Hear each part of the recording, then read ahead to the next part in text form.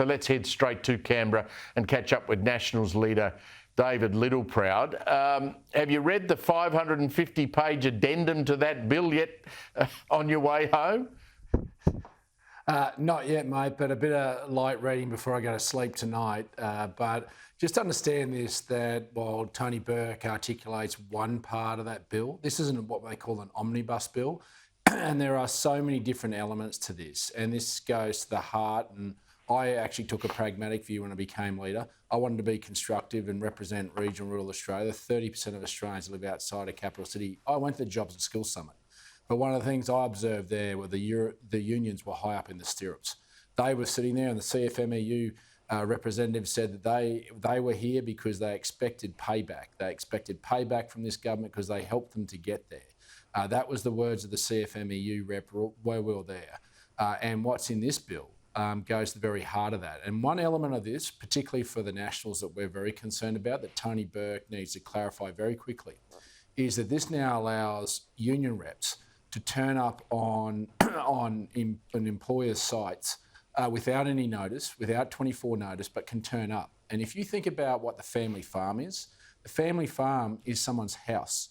And if they employ more than 15 people, what that means is you can have a union thug turn up at someone's house because mum and dad are the employers and that's their place of business, is their farm, which is where their kids reside, and they can storm in and effectively say to the household, we're here because we believe we have evidence that there is wrongdoing, and that is something that has been changed with respect of this bill. And that's something that Tony Burke needs to clarify very quickly, because this isn't every workplace. Every workplace, particularly for agriculture, is people's homes and where children reside. And we need to create an environment where they feel safe as well.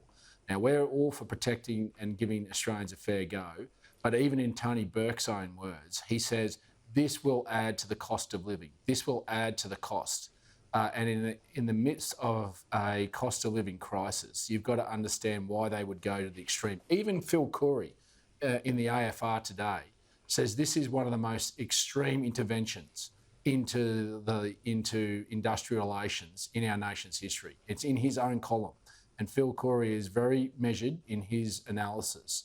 And so what we're saying is, this while has some headline aspects to it that obviously I think we'd all agree on. There are many elements to this which is about giving more union power, and I think this is about payback to the unions and giving them the support that they provided back to the Labor Party in getting elected. And I think in a cost of living crisis, we need this thing called common sense, and we need to work through this to make sure the unintended consequences of this aren't real, in the sense of not only do we drive up the cost of living, but we see Australians lose their job, because you've got to understand the people who pay the bill, that employ people, if they can't afford it, they start dropping people off their payroll.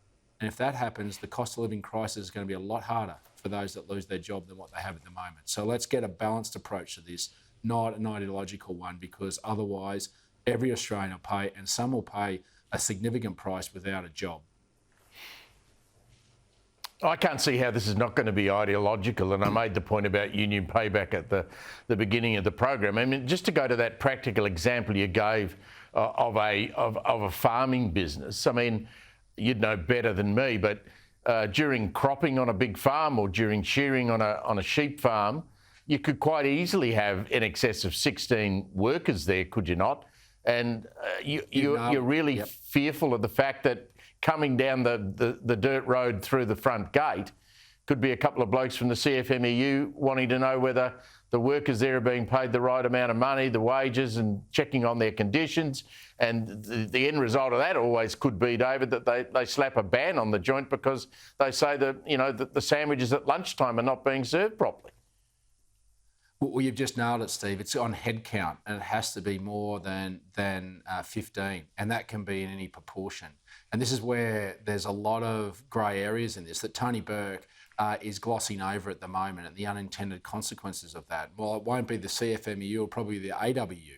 It doesn't necessarily matter. That the previous law, or the law that sits at the moment, means that the unions have to give 24 hours notice. And the only reason, according to the memorandum that we've been able to go through at the moment, is that they need evidence, and someone needs to provide that evidence. So that can be an aggrieved employee who makes an allegation, an unfounded allegation, but can notify a union, and that gives them the right to turn up without 24 hours notice, turn up to a farmhouse where children are and where mum and dad who are undertaking lawful business, but at some juncture during the year employ more than 15 people, are being subjected to union interrogation. This should be done by the union movement. This is where we need to make sure that Australians are protected. Ultimately, I think we need this thing of common sense allowed to prevail, where employees and employers have worked in many cases in harmony, but where it isn't, and we agree where there isn't, you need an arbiter, you need an independent arbiter. You don't need the union movement arbitrating it. You need to make sure that you allow the proper processes to take place. And the Fair Work Commission is one, but there is also within this legislation overreach of the Fair Work Commission having to take up more functions. Now, while there's independence in that, there's also a cost in that. And that's where the Fair Work Commission has done a good job in history in setting rates of pay that are minimum, and that then there's a point of negotiation beyond that where employers and employees can sit down and use this thing called common sense and work together, and the market effectively decides. So there's a lot of detail in this bill, and Tony Burke's bossing over it, and we hope he has the courage to come forward.